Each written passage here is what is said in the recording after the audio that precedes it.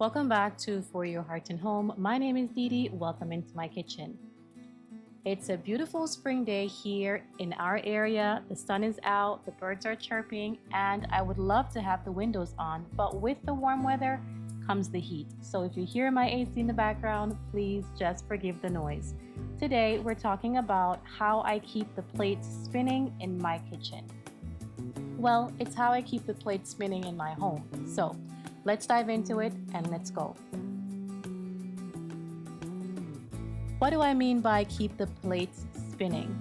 Really, what I'm talking about is how I happen to manage all the things that I have to manage on a daily basis as a busy mom of 3 who homeschools as well. This video is mostly going to focus on how I keep the plates spinning in the kitchen. But generally, how my day goes is very simple. And I've shared this a few times on here before, but I'll go over it again quickly. So my day usually starts between 4 and 5 a.m. And I know that's early for a lot of people, so I'm not encouraging you to get up at 4 o'clock in the morning. But that's how I keep the plate spinning in my home. So I'm up between 4 and 5 most mornings, and in that time, I'm able to do a lot of things.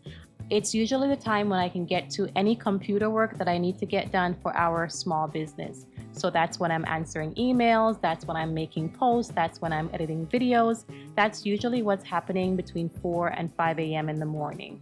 I also use that time to have quiet time, to recenter, to plan for the day, any big projects that we have going. It's really the time that I use to get all of that situated.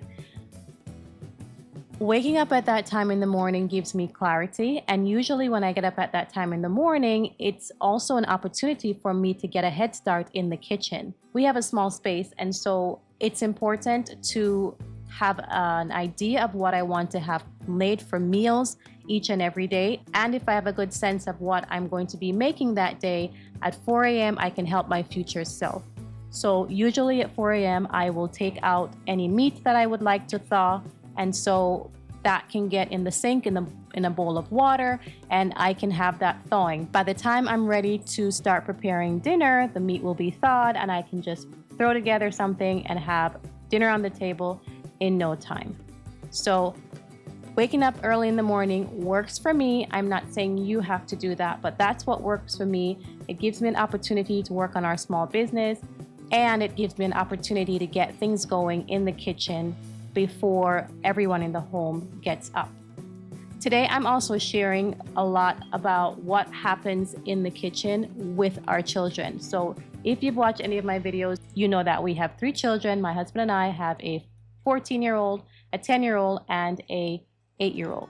And they're all pretty competent in the kitchen. And that's because we started with them when they were really, really young. I mean, high chair young. So as soon as they could stand on their little chubby feet, they were in the kitchen with me, helping me, watching me, and seeing how we prepare meals. Because as a busy mom, I can't just put the kids down and leave them alone and go in the kitchen and make something. I usually have to have them with me, even if they're underfoot. So I'm sharing with you today my 3 children helping me out in the kitchen. Now, part of our family routine is to have the children help us. And usually they'll help us with tasks like taking out the garbage, washing dishes, and basic cleaning up the bathroom or anything of that sort. Most weeks I have them focusing on their schoolwork and basic things like keeping your sleeping areas clean, etc. But there are other weeks too when we are bogged down and have a lot of things going on. So I might ask my 14-year-old, for example, to go clean the bathroom, or I'll pull one of the girls into the kitchen and have them do the dishes. So it depends on the week, it depends on what's going on, how much they help out. But they're always willing, and that's a wonderful thing because it's a large family and it's hard to keep us all going if everybody isn't helping. Anyway, so we're starting today with my 10-year-old. She's making breakfast for us today, and she is making us a cinnamon swirl cake. This recipe is available on my blog, and I'll have it linked down below in the description box if you would like to see what she's working on. But essentially, she's making a cinnamon swirl cake. This is what we make when we want the flavor of cinnamon rolls, but we don't have the time.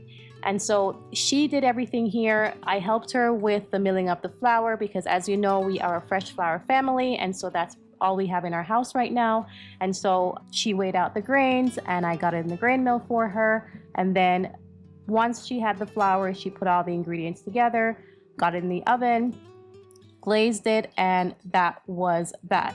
So this is something that is very typical. My children have a very good sense of how to read a recipe because they've seen recipes for a while. I've worked on a cookbook, which is also linked in the description box below. My debut cookbook is available. Some of the recipes we're using today will be on the blog and some will be in the cookbook. So if you're interested in either of those, you can check that out and see for yourself what it is that we're working with. This debut cookbook that I worked on was not just for me to share with you, it really was for my children so that they had a basis to see what mom was working on in the kitchen, where her inspiration comes from, and if they would like to recreate the same thing in their time in the kitchen, they have a basis to go off of. And so my daughter today, she put together the cinnamon swirl cake and it came out beautifully, and here's a look at what it looks like as she pulled it all together. Our hearts beat to the city streets.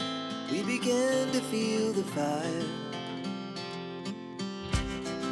We rise like tall buildings as the chemicals, they take us higher.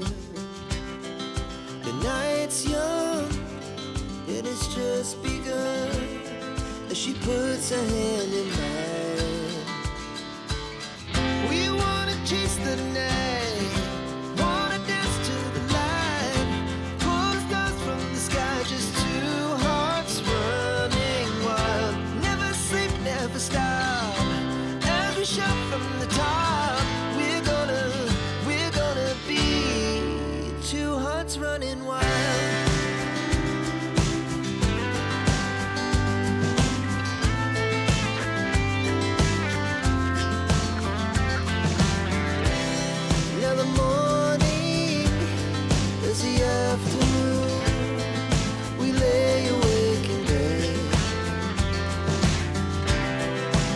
So loud as the hours pass, we're gonna do it all again. We wanna chase the night, wanna dance to the light, pull the stars from the sky, just two hearts running wild. Never sleep, never stop, as we shout from the top. We're gonna be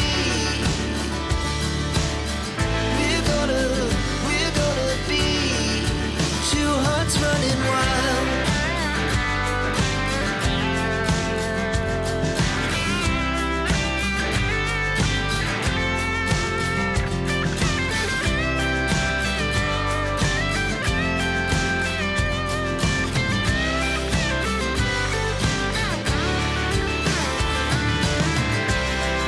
The moonlight, summer sky, it was the best we ever had. And we'll stay young forever. We'll never have regrets. We wanna chase the night, wanna dance to the light, pull the stars from the sky, just two hearts running wild. Never sleep, never stop, as we shout from the top. We're gonna be two hearts running wild. We're gonna be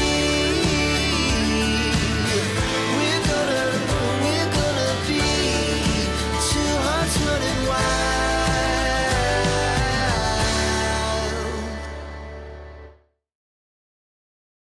So the next thing that you'll see today is that my other daughter, who is 8 years old, she's working on today's lunch. She's making calzones, and if you've seen any of my videos, you know that we've been eating calzones for weeks on end because we absolutely love them. And so everyone has had a hand in making calzones at one point or another. My children have reached the point where I can literally just give them the ingredients, they can put it together, and they can make calzones. So my 8-year-old is working on this today. I helped her mill the flour and weighed out the grains, and then she was able to follow the recipe, put all of the ingredients in the bread machine, and get it going. You will see that she's asking questions that everyone who uses fresh milled flour asks. Should we add more water? Or should we let the machine do its thing and knead a little bit more?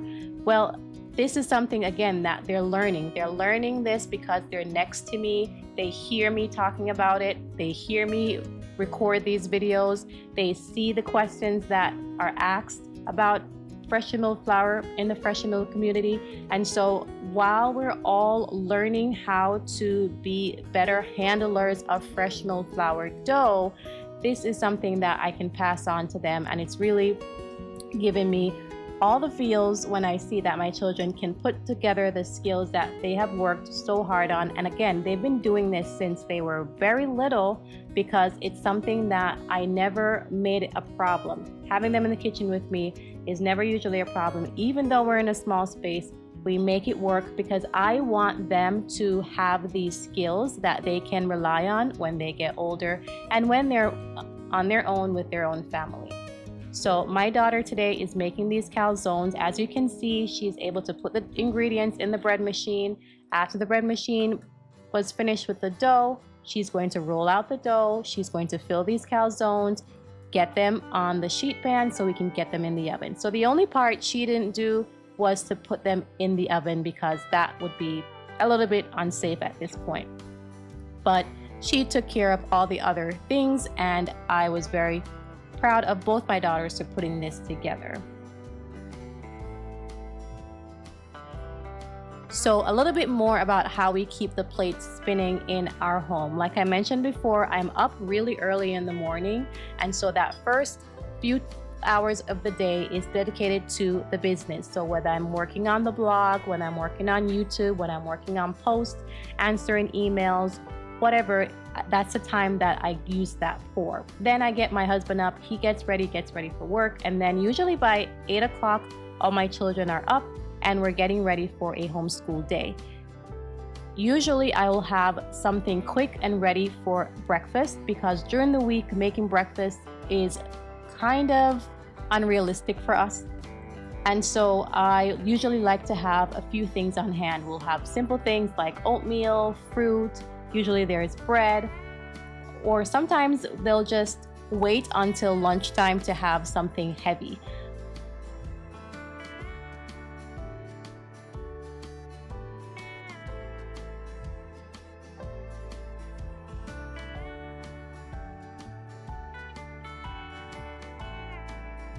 Looks like it needs a little bit more water. Okay.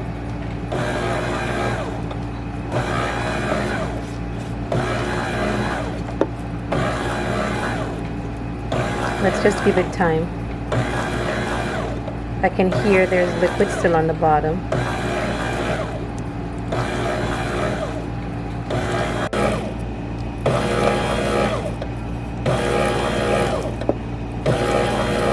Okay, so there was no need to add anything else. We just had to give the machine time to bring it together. So now the dough looks really good. We're going to close this down and come back in a little while.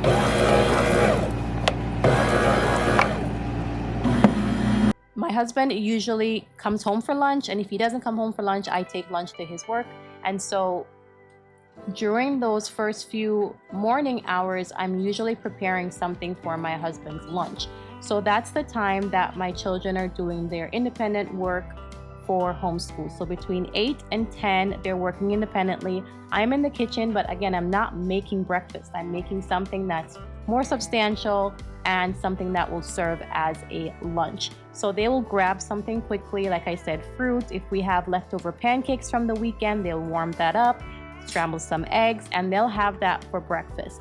Once I'm finished with lunch for my husband, which is between that 8 and 10 o'clock hour, then my children will eat something more substantial, especially if they haven't had something substantial for breakfast. And then lunchtime happens, and we finish up anything that's left to do for homeschool if they didn't get a chance to finish it in those first 2 hours. After lunch, everybody's pretty much on their own. That's time for my children to have their quiet time. They do computer time, they watch TV, they play games, they do whatever floats their boat, honestly. And then we will have family dinner, usually between 3 and 5. And after that, it's family downtime, time for bed, and we get ready for a whole new day. So that's usually how my day goes. In that second block of time after lunch is when I take care of anything that needs to get done during the household time. So if I need to make dinner that day, if I need to do laundry, if I need to clean, any major cleaning will happen after homeschool time ends because that's what works for our schedule. And so that's how I keep the plate spinning. I always have meat thawing early in the morning, and so after lunch, once everybody's served and cleaned up, my meat is thawed, and so I can get dinner going, and it will be ready between 3 and 5. That's when we usually sit down to eat. And so after that, again, it's downtime for the family.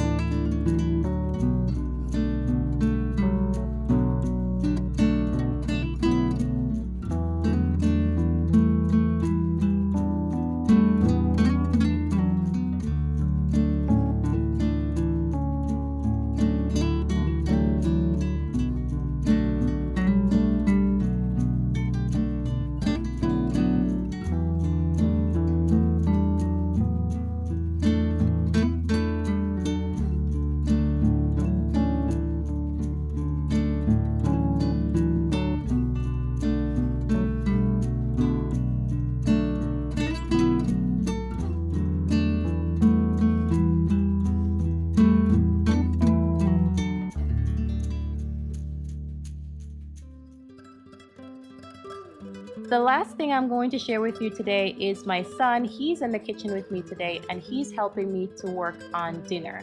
I have shared on here a few times before how to make a roasted chicken, and so he's using the recipes in the cookbook as a guide to get this chicken ready for the oven. It's already been cleaned and washed, and so everything is in the pan. He's just going to season it and get it into the oven.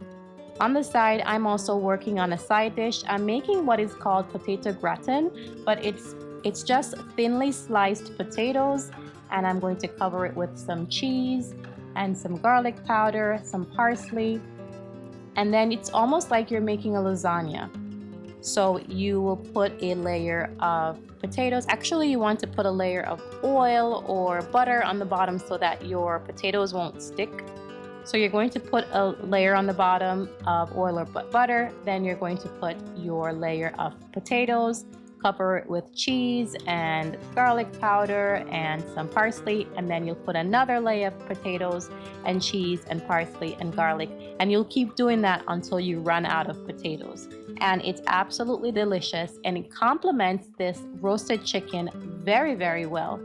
And so I am making that to go along with the chicken that my son is making, and we're going to have this for dinner along with some basmati rice.